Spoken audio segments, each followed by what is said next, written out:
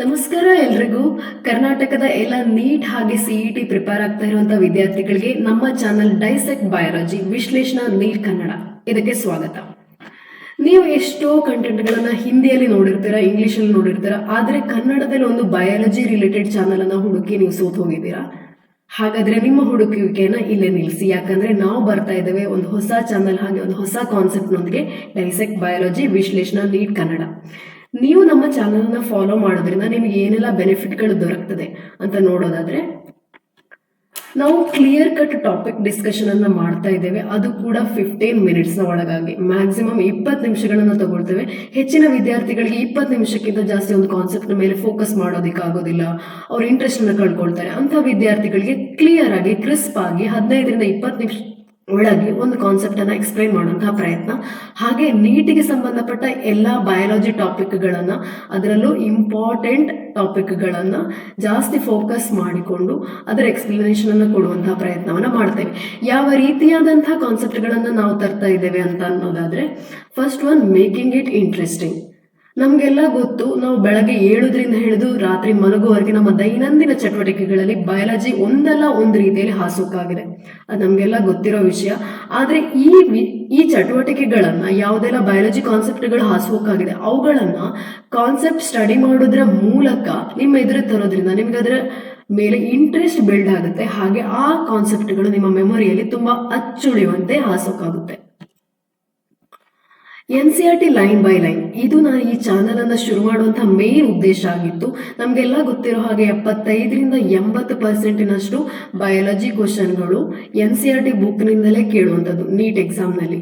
ಆದ್ರಿಂದ NCERT ಯ ಪ್ರತಿಯೊಂದು ಲೈನ್ ಅನ್ನ ನಿಮ್ಮ ಮುಂದೆ ಓದಿ ಹೇಳ್ತಾ, ಅದನ್ನ ಕನ್ನಡದಲ್ಲಿ ಎಕ್ಸ್ಪ್ಲೈನ್ ಮಾಡ್ತಾ, ಈ ಒಂದು ಕಾನ್ಸೆಪ್ಟ್ ಅನ್ನು ನಾನು ಕ್ಲಿಯರ್ ಮಾಡುವಂತಹ ಪ್ರಯತ್ನವನ್ನ ಮಾಡ್ತೇನೆ.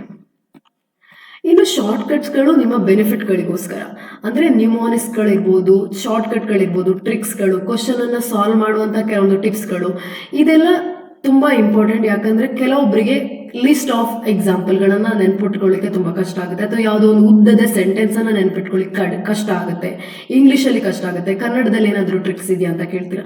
ಸೊ ಈ ರೀತಿಯಾದಂತಹ ಡಿಫಿಕಲ್ಟ್ ಸಿಚುವೇಶನ್ಗಳಿಗೆ ಹೆಲ್ಪ್ಫುಲ್ ಆಗಿರ್ಲಿ ಅಂತ ನ್ಯೂಮೋನಿಕ್ಸ್ಗಳು ಅಥವಾ ಶಾರ್ಟ್ ಕಟ್ಗಳನ್ನ ತರುವಂತ ಪ್ರಯತ್ನವನ್ನ ಮಾಡ್ತಾ ಇದ್ದೇನೆ.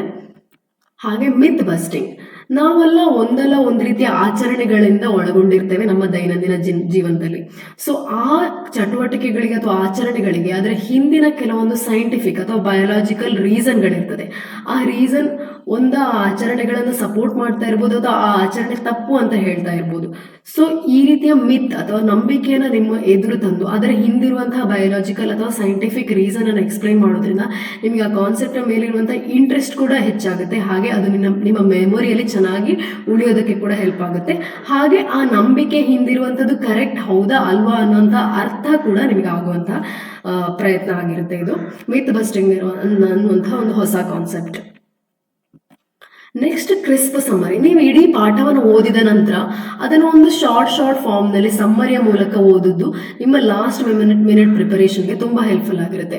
ಅದನ್ನು ನಾವು ಇಂಟ್ರೆಸ್ಟಿಂಗ್ ರೀತಿಯಲ್ಲಿ ತರುವಂತ ಪ್ರಯತ್ನ ಮಾಡ್ತಿದ್ದೇವೆ. ಹೇಗಂದ್ರೆ, ಡಿಫರೆನ್ಸ್ ಬಿಟ್ವೀನ್ ಯಾವುದಾದ್ರೂ ಎರಡು ಕಾನ್ಸೆಪ್ಟ್ಗಳ ಮಧ್ಯೆ, ಅಂದ್ರೆ ಲೈಟ್ ರಿಯಾಕ್ಷನ್, ಡಾರ್ಕ್ ರಿಯಾಕ್ಷನ್ಗಳ ಮಧ್ಯೆ ಇರುವಂತಹ ಡಿಫರೆನ್ಸ್ ಇರ್ಬೋದು, ಕಾರ್ಡೇಟಾ ನಾನ್ ಕಾರ್ಡೇಟಾದ ಮಧ್ಯದ ಡಿಫರೆನ್ಸ್ ಇರ್ಬೋದು. ಈ ರೀತಿ ಎಕ್ಸಾಂಪಲ್ಗಳ ಲಿಸ್ಟ್ ಅನ್ನು ತರುವಂಥದ್ದು, ಪ್ಲಾಂಟಿನ ಡಿಫರೆಂಟ್ ಕ್ಲಾಸಸ್ನ ಮೇಲಿರುವಂತಹ ಎಕ್ಸಾಂಪಲ್ಗಳು, ಕಾರ್ಡೇಟಾ ಅಥವಾ ಅನಿಮಲ್ ಕಿಂಗ್ಡಮ್ ನ ಡಿಫರೆಂಟ್ ಎಕ್ಸಾಂಪಲ್ಗಳ ಲಿಸ್ಟ್ಗಳು, ಹಾಗೆ ಸೈಂಟಿಫಿಕ್ ಡಿಸ್ಕವರಿ ಆದಂತಹ ಲಿಸ್ಟ್ಗಳು, ಅವುಗಳ ಸೈಂಟಿಸ್ಟ್ ನೇಮ್ ಹಾಗೆ ಡಿಸ್ಕವರಿ ಯಾವ ಇಯರ್ ಆಗಿದೆ, ಏನು ಡಿಸ್ಕವರಿ ಆಗಿದೆ ಅದರ ಒಂದು ಲಿಸ್ಟ್, ಪ್ರತಿ ಚಾಪ್ಟರ್ನ ಮುಂದೆ ಬರುವಂತಹ ಎಕ್ಸಾಂಪಲ್ಗಳು, ಅದರ ಲಿಸ್ಟ್ಗಳು, ಇವನ್ನೆಲ್ಲ ಕ್ರಿಸ್ಪ್ ಸಮ್ಮರಿಯ ರೂಪದಲ್ಲಿ ನಿಮ್ಮ ಮುಂದೆ ತರ್ತಾ ಇದ್ದೇವೆ. PYQ solution. ಸೊ ಇದು ನೀಟ್ ಪ್ರಿಪೇರ್ ಆಗುವಂತಹ ಎಲ್ಲಾ ವಿದ್ಯಾರ್ಥಿಗಳ ಒಂದು ಮುಖ್ಯವಾದ ಮೈಲ್ಸ್ಟೋನ್, ಮುಖ್ಯವಾದ ಆಕ್ಟಿವಿಟಿ ಆಗಿರುತ್ತೆ. ಯಾಕಂದ್ರೆ ಮೊದಲಿನ ವರ್ಷದಲ್ಲಿ ಯಾವ ರೀತಿಯ ಕ್ವಶನ್ ಕೇಳಿದ್ದಾರೆ ಅನ್ನೋದು ನಿಮಗೆ ಗೊತ್ತಿಲ್ಲದಿದ್ರೆ, ನಿಮಗೆ ಆ ಕಾನ್ಸೆಪ್ಟ್ ಎಷ್ಟೇ ಗೊತ್ತಿದ್ರು ಕೂಡ ಎಕ್ಸಾಮ್ ಅಲ್ಲಿ ನೀವು ಅದನ್ನ ಸಾಲ್ವ್ ಮಾಡೋದಕ್ಕೆ ಆಗೋದಿಲ್ಲ.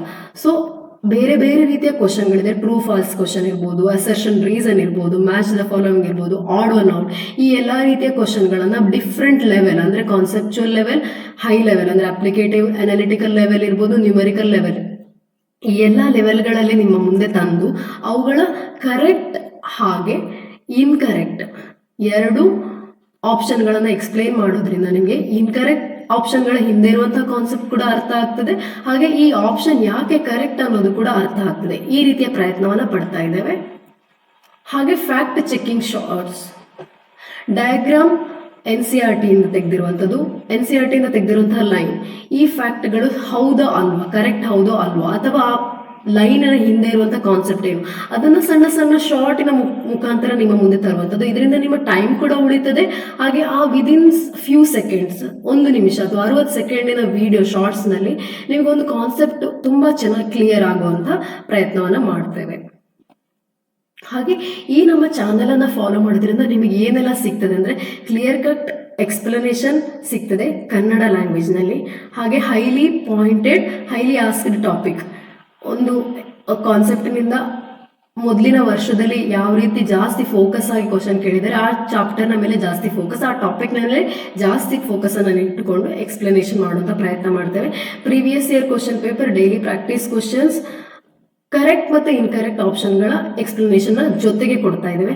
ಪ್ರಾಕ್ಟೀಸ್ ಕ್ವಶನ್ಗಳನ್ನು ಕೂಡ ಕೊಡ್ತೇವೆ. ಮೆಮೊರಿ ಬೂಸ್ಟಿಂಗ್ ಟಿಪ್ಸ್ ಆಗಿರ್ಬೋದು, ನ್ಯೂಮೋನಿಕ್ಸ್ ಇರ್ಬೋದು, ಎಲ್ಲವನ್ನ ನೀಡ್ತಾ ಇದ್ದೇವೆ.